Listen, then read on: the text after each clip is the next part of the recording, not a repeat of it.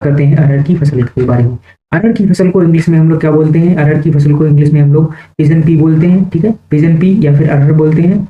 इसे रेड ग्राम या तुर दाल भी कहा जाता है, ये उसके उपनाम है, ठीक है। आगे हम लोग बात करेंगे इसके वनस्पतिक नाम की, कि अरहर का जो वनस्पतिक नाम है वह क्या होता है। तो अरहर का जो वनस्पतिक नाम होता है वह है कजेनस खजान, ठीक है। अरहर का वनस्पतिक नाम क्या है? कजेनस खजान इसका वनस्पतिक नाम है, और इसकी फैमिली जो है लेगुमिनेसी है, ठीक है। जितनी भी दलहनी फसलें हैं वह किस फैमिली से बिलोंग करती हैं? लेगुमिनेसी फैमिली से बिलोंग करती हैं। इसमें इसकी जो गुणसूत्र संख्या होती है अरहर की वह 22 होती है। कितने गुणसूत्र पाए जाते हैं अरहर में? अरहर में 22 गुणसूत्र पाए जाते हैं। इसका उत्पत्ति स्थान में जो है, उत्पत्ति स्थान में वैज्ञानिकों के बीच मतभेद हैं। कुछ वैज्ञानिक जो है इसका उत्पत्ति स्थान अफ्रीका मानते हैं, और वहीं एक वैज्ञानिक हैं बेबीलोव, बेबीलोव, ठीक है। बेबीलोव जो वैज्ञानिक हैं वह अरहर का उत्पत्ति स्थान भारत मानते हैं, ठीक है। बेबीलोव क्या मानते हैं? अरहर का उत्पत्ति स्थान, बेबीलोव भारत जो है अरहर का उत्पत्ति स्थान भारत मानते हैं, ठीक है। इसको नोट करते रहेंगे, स्क्रीनशॉट ले लीजिए आप इसका। फिर हम लोग आगे बढ़ते हैं। आगे हम लोग बात करने वाले हैं कि अरहर का जो दाना होता है उसमें कितने परसेंट प्रोटीन पाई जाती है, कितने परसेंट वसा पाया जाता है, और कितने परसेंट जो है कार्बोहाइड्रेट पाया जाता है, ठीक है। तो आगे बढ़ते हैं, इसको आप लोगों ने नोट कर लिया होगा, स्क्रीनशॉट ले लिया होगा। नेक्स्ट हम लोग डिस्कस कर लेते हैं कि अरहर का जो दाना होता है उसमें कितने परसेंट जो है प्रोटीन पाई जाती है, और अरहर के दाने में कितने परसेंट कार्बोहाइड्रेट पाया जाता है, और कितने परसेंट वसा पाया जाता है। तो बच्चों इसको नोट कर लीजिए। अरहर का जो दाना होता है उसमें 22.3% जो है प्रोटीन पाई जाती है। 22.3% जो है इसमें प्रोटीन पाई जाती है। अगर हम अरहर के दाने में कार्बोहाइड्रेट की बात करें तो इसमें जो है कार्बोहाइड्रेट 60.1%, लगभग 60.1% जो है कार्बोहाइड्रेट पाया जाता है। अगर हम इसमें वसा की बात करें तो 3.8% जो है वसा पाया जाता है। मूंगफली में कैल्शियम, पोटेशियम, फास्फोरस और विटामिन B1 एवं B12 प्रचुर मात्रा में पाए जाते हैं, ठीक है। ये जो अरहर का दाना होता है इसमें प्रोटीन कितनी पाई जाती है? प्रोटीन 22.3% प्रोटीन पाई जाती है। 60.1% लगभग कार्बोहाइड्रेट पाया जाता है, और 3.8% वसा पाया जाता है। और इसमें अरहर की दाल में कैल्शियम, पोटेशियम, फास्फोरस और विटामिन B1, ठीक है, विटामिन B1 और विटामिन B12 भी जो है प्रचुर मात्रा में पाए जाते हैं अरहर की दाल में। इतनी चीजें आप लोगों को समझ में आ गई होंगी। आगे हम लोग बढ़ते हैं। आगे हम बात करते हैं कि अरहर जो है एक स्वपरागित फसल है, ठीक है। स्वपरागित एवं परपरागित दोनों रूप की ये फसल है। स्वपरागित और परपरागित फसल है। यह एक गर्म जलवायु का पौधा है। कैसी जलवायु का पौधा है? गर्म जलवायु का, गर्म जलवायु। अरहर जो है गर्म जलवायु का पौधा है, ठीक है। अरहर एक गर्म जलवायु का पौधा है। इसके अंकुरण एवं वृद्धि के लिए गर्म तथा नम जलवायु की आवश्यकता होती है, ठीक है। इसमें अंकुरण और वृद्धि के लिए, अंकुरण और वृद्धि के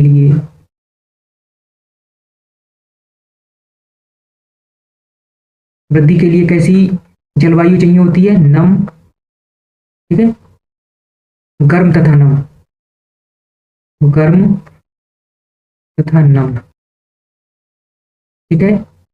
अंकुरण और वृद्धि के लिए गर्म तथा नम जलवायु की आवश्यकता होती है इसके लिए। और फूल एवं दाना बनते समय, फूल और दाना बनते समय, फूल और दाना बनते समय इसके लिए खुली धूप, ठीक है, खुली धूप, पाला रहित रातों की आवश्यकता होती है। मतलब उस समय जो है पाला नहीं पड़ना चाहिए, खुली धूप होनी चाहिए, मौसम साफ होना चाहिए, धूप होनी चाहिए, पाला जो है नहीं होना चाहिए जब इसमें फूल और दाना बनता है। इतनी चीजें आप लोगों को क्लियर हो गई होंगी, ठीक है। अरहर तो अगर क्वेश्चन पूछा जाए कि अरहर किस तरह की जलवायु का पौधा है, तो क्या बताएंगे आप लोग? अरहर जो है गर्म जलवायु का पौधा है। इसमें अंकुरण और वृद्धि के समय किस तरह की जलवायु की आवश्यकता होती है? तो अंकुरण और वृद्धि के समय गर्म तथा नम जलवायु की आवश्यकता होती है। और फूल और दाना बनते समय धूप, खुली धूप होनी चाहिए, खुली धूप होनी चाहिए और पाला नहीं पड़ना चाहिए। अगर पाला पड़ेगा तो इसका जो जो फूल और दाना बनता है वह उस पर इफेक्ट पड़ेगा। नेक्स्ट हम लोग आगे बढ़ते हैं, इसको आप लोग नोट कर लीजिए या फिर अगर स्क्रीनशॉट लेना चाहते हैं तो इसका स्क्रीनशॉट ले लीजिए।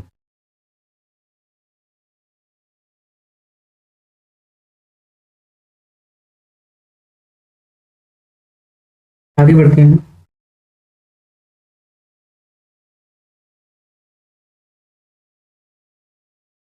नेक्स्ट हम लोग बात करते हैं कि जो अरहर है इसको उगाने के लिए किस तरह की मिट्टी की आवश्यकता होती है। तो अरहर को उगाने के लिए अच्छी जल निकास वाली दोमट मिट्टी की आवश्यकता होती है। कैसी मृदा की आवश्यकता होती है? दोमट। दोमट मृदा, दोमट मृदा की आवश्यकता होती है जिस इसके लिए उदासीन पीएच वाली मृदा, उदासीन पीएच वाली मृदा सर्वोत्तम होती है। ठीक है, उदासीन पीएच वाली मृदा जो है इसके लिए सर्वोत्तम मानी गई है।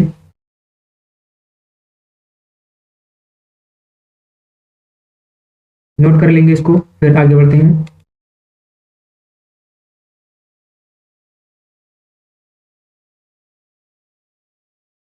ये जो अरहर का पौधा होता है, अरहर का पौधा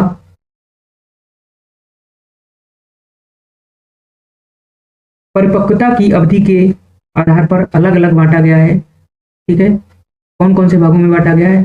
अति शीघ्र परिपक्व होने वाला, शीघ्र परिपक्व होने वाला और मध्यम शीघ्र परिपक्व होने वाला। तो अति शीघ्र परिपक्व होने वाले जो प्रजातियां हैं वह 100 से 120 दिन में तैयार हो जाती हैं। और शीघ्र तैयार होने वाली जो ये अति शीघ्र तैयार होने वाली 100 से 120 दिन में तैयार हो जाती हैं। और शीघ्र तैयार होने वाली जो प्रजातियां हैं वह 130 से 140 दिन में तैयार हो जाती हैं। अगर हम लोग मध्यम शीघ्र तैयार होने वाली जातियों की बात करें तो ये जो है 140 से 160 दिन में तैयार होती हैं। इसको आप लोग नोट कर लेंगे। बाकी आप लोगों को पीडीएफ जो है इसकी पीडीएफ हमारे टेलीग्राम चैनल पर मिल जाएगी, जो कि AR एग्रीकल्चरल अकेडमी नाम से है। ठीक है, AR एग्रीकल्चरल अकेडमी नाम से टेलीग्राम चैनल है, वहां पर इसकी आप लोगों को पीडीएफ भी मिल जाएगी, जिसकी लिंक आप लोगों को डिस्क्रिप्शन बॉक्स में मिल जाएगी। वहां से आप लोग इसको ज्वाइन कर सकते हैं। अगर लिंक से आप लोगों को ज्वाइन होने में कोई प्रॉब्लम आती है तो आप लोग टेलीग्राम में जाकर सर्च करेंगे AR agricultural academy. AR agricultural academy जैसे ही सर्च करेंगे वहां पर हमारा चैनल मिल जाएगा। आप लोग उसको ज्वाइन करके यहाँ से हर एक लेक्चर की पीडीएफ डाउनलोड कर सकते हैं। पीडीएफ मिलेगी वहां पर, और वहां पर MCQ क्वेश्चन भी मिलेंगे जो कि आप लोग सॉल्व कर सकते हैं। तो आगे बढ़ते हैं। आगे हम लोग बात करेंगे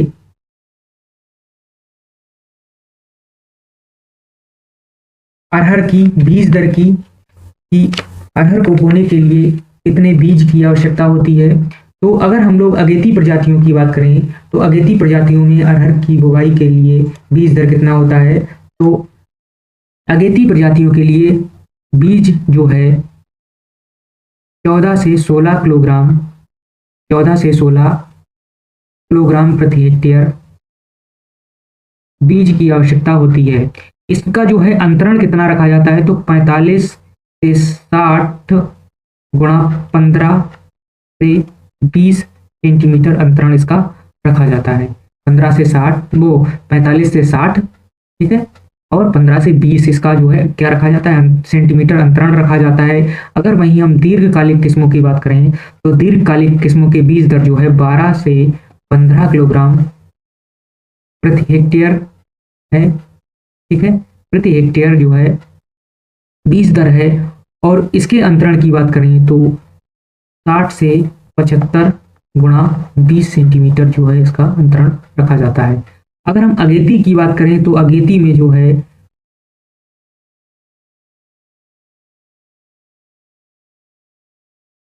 अगर हम अगेती प्रजातियों की बात करें तो इसकी बुवाई कब की जाती है, तो इसकी बुवाई जो है जून के प्रथम पखवाड़े में की जाती है।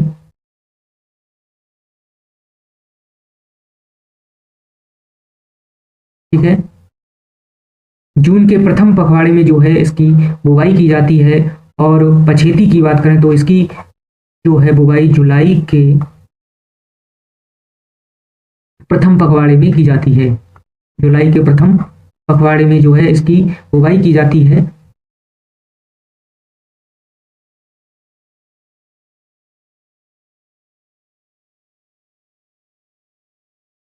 नेक्स्ट हम लोग बात करें कि जून में बोई गई फसलों को 1 या 2 सिंचाई की आवश्यकता होती है। जून में ये जो अगेती किस्में होती हैं इनके लिए 1 या 2 सिंचाई की आवश्यकता होती है।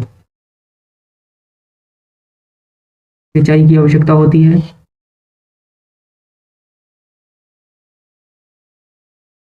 और जुलाई में जो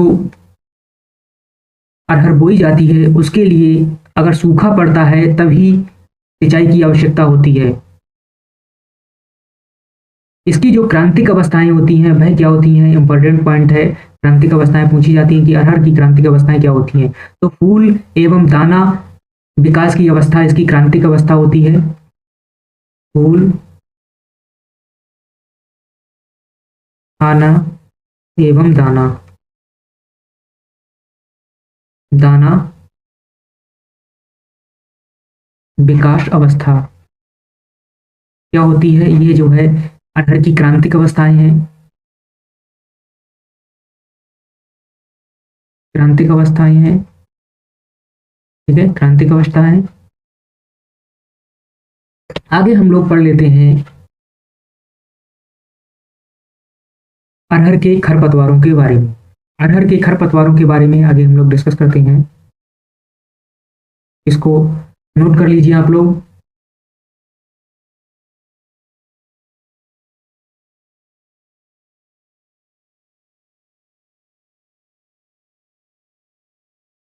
अगर हम अरहर में खरपतवारों की बात करें तो खरपतवारों के नियंत्रण के लिए वासालीन का प्रयोग किया जाता है, जिसे हम लोग फ्लोक्लोरोलीन नाम से जानते हैं।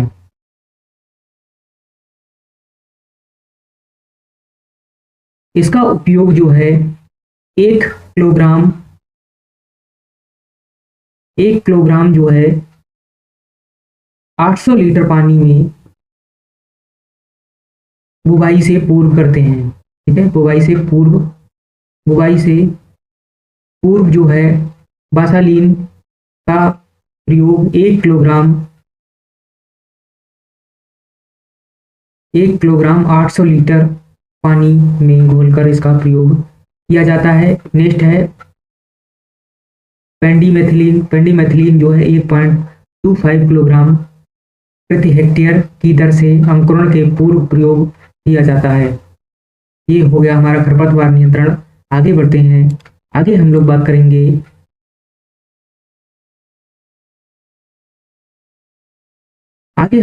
करते हैं अरहर में लगने वाली बीमारियों की। तो अरहर की जो गंभीर बीमारी है, सबसे गंभीर बीमारी है वह है उकठा। ठीक है, अरहर की सबसे गंभीर बीमारी क्या है, उकठा है, जो मिट्टी और बीज से फैलती है। जो किससे फैलती है, मिट्टी और बीज से फैलती है। इसका जो रोग कारक है वह है फ्यूजेरियम ऑक्सोस्पोरियम एस्पुडम नामक फफूंद से होता है, जिसके कारण पौधा पीला पड़कर क्या होता है, पौधा पीला पड़कर सूख जाता है।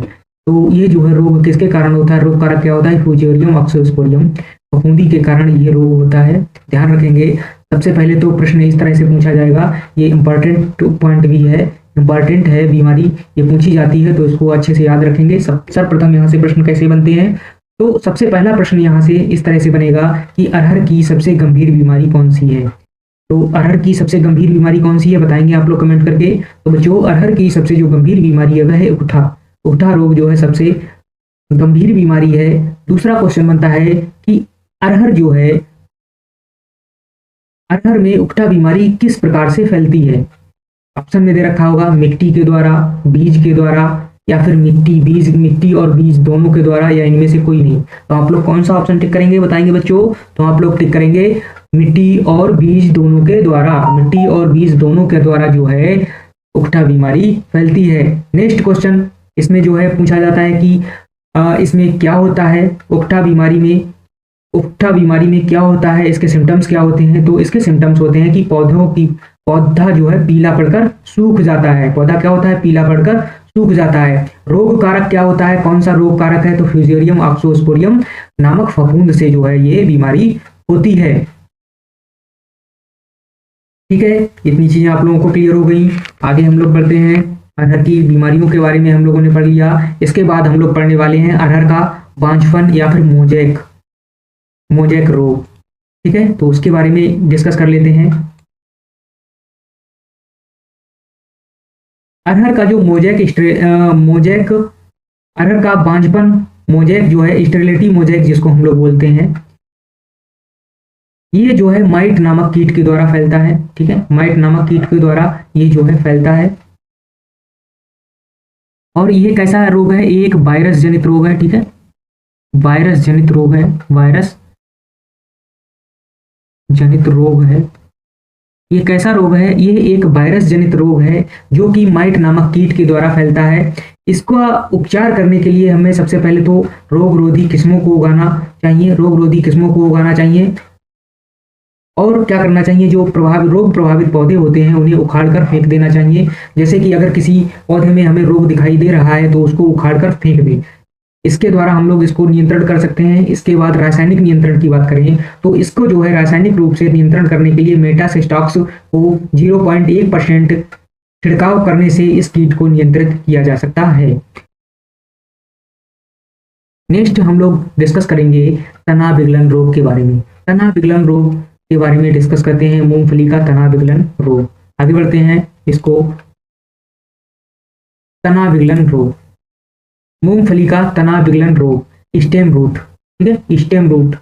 इसमें क्या होता है, भूमि के ऊपर जो तना होता है उसके अंदर काली धारी बन जाती है और पौधा सड़ जाता है। काली धारी बनती है। ठीक है, भूमि के ऊपर जो पौधा होता है उसमें काली धारी बनती है और क्या होता है, पौधा सड़ जाता है। इसके ऊपर खेत से जल निकासी एवं सहनशील प्रजातियों की बुवाई करनी चाहिए। ठीक है,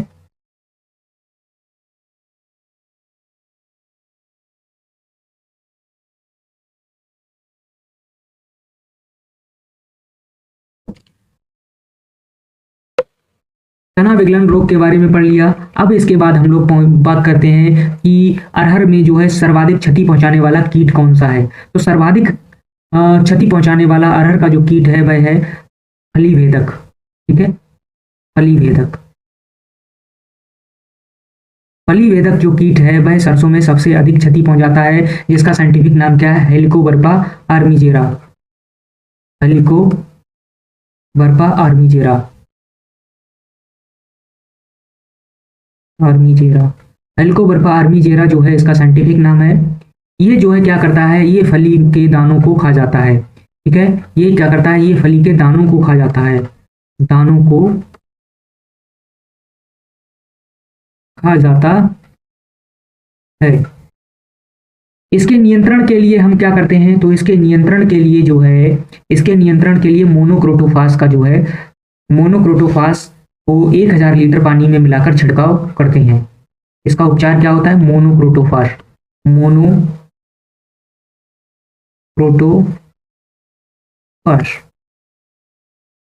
मोनोक्रोटोफास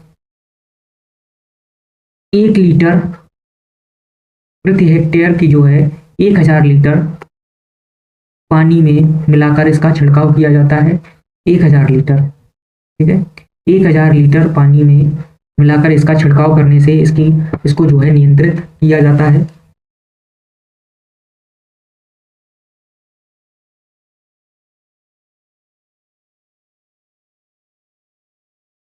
आगे हम लोग बात करेंगे, एक नोट पॉइंट करके लिखेंगे कि अरहर का जो अरहर का फल प्रकार कैसा होता है। पूछा जाता है कि अरहर का फल प्रकार कैसा होता है, तो अरहर का जो फल प्रकार होता है वह लोमेंटम होता है। अरहर का फल लोमेंटम होता है, ठीक है, लोमेंटम होता है। और हम लोग डिस्कस कर लेते हैं उत्तर प्रदेश के लिए अरहर की 5 रोधी प्रजातियां। उत्तर प्रदेश के लिए, यूपी के लिए 5 रोधी प्रजातियां, रोधी प्रजातियां कौन कौन सी हैं उनको नोट कर लीजिए। नंबर 1, बहार, पूसा, नाई। अमर,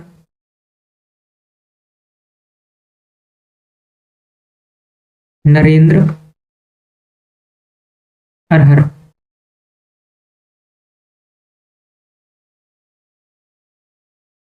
आजाद, मालवीय, अरहर, 6। ये जो है प्रजातियां हैं, इनको आप लोग नोट कर लीजिए। इसके बाद हम लोग डिस्कस करेंगे चना की फसल के बारे में, जो कि आप लोगों के CVT ICR एंट्रेंस एग्जाम के सिलेबस में दे रखी हैं। इसके बाद आप लोगों की जो पल्स क्रॉप है वह खत्म हो जाएंगी। 2 ही पल्स क्रॉप आप लोगों के सिलेबस में दे रखी हैं। उनको डिस्कस करने के बाद फिर हम लोग आगे डिस्कस करेंगे कॉमर्शियल क्रॉप्स के बारे में। कॉमर्शियल क्रॉप्स के बारे में पढ़ेंगे, तो कॉमर्शियल क्रॉप्स में आप लोगों के सिलेबस में दे रखी हैं गन्ना की फसल और कपास की फसल, और इसके बाद जो है चारे की फसल में हम लोग पढ़ने वाले हैं बरसीम की फसल। इस तरह से हम लोगों की जो फसलें हैं वह कंप्लीट हो जाएंगी। फसलों को कंप्लीट करने के बाद हम लोग क्या करने वाले हैं, इनका रिवीजन करने वाले हैं। रिवीजन किस तरह से करेंगे, तो आप लोगों के लिए MCQ क्वेश्चन जो है उनको उनकी प्रैक्टिस कराएंगे, किस तरह से पेपर में अभी तक पिछले एग्जाम जो हुए हैं BHU एंट्रेंस एग्जाम जो होता था उसके क्वेश्चंस, ICR के जो मेमोरी बेस्ड क्वेश्चन है वो, और जो है UP कैटेड एंट्रेंस एग्जाम के मेमोरी बेस्ड क्वेश्चन है उनको हम लोग शामिल करेंगे। तो इसको आप लोगों ने नोट कर लिया होगा, ठीक है। जैसे कि एक क्वेश्चन है, आज हम लोग उसको डिस्कस करते हैं। सबसे पहले क्वेश्चन पढ़ेंगे, कैजेनस कजान एल वैज्ञानिक नाम है। तो आप लोग इसका आंसर जो है अपने कमेंट बॉक्स में देंगे, इसका आंसर कमेंट बॉक्स में छोड़ेंगे। जो भी इसका सही आंसर देगा उनके नाम जो है हम लोग आगे आने वाले वीडियो में कंसीडर करेंगे, उनके नाम जो है बताएंगे कि किस किसने सही आंसर किया है, ठीक है। तो आज के लिए हम लोग इतना ही रखते हैं। नेक्स्ट हम लोग डिस्कस करने वाले हैं कल चने की फसल के बारे में। तो आज के लिए इतना ही, मिलते हैं आप लोगों को नेक्स्ट लेक्चर में। तब तक के लिए जय हिंद, वंदे मातरम, धन्यवाद।